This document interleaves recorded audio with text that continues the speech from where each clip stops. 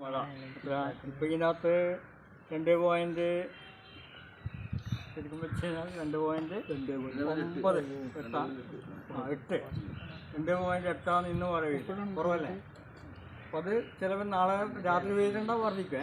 അപ്പോൾ ആ രീതിയിൽ നമ്മൾ ഈ കണ്ണൂർ മുനിസിപ്പൽ ഏരിയയിൽ മഴ പെയ്ത് 2.8 രേഖപ്പെടുത്തും. അത് മൊത്തം കണ്ണൂർ ജില്ലയിലെല്ലാം കൂടി എല്ലാ പഞ്ചായത്തിലും ഓരോ സെൻ്ററുണ്ട്. അവിടെ നിന്നുള്ള ശരാശരി കണ്ടിട്ടാണ് കണ്ണൂർ ജില്ലയിലെ മഴ എത്രയാണ് കണ്ടെത്തുക.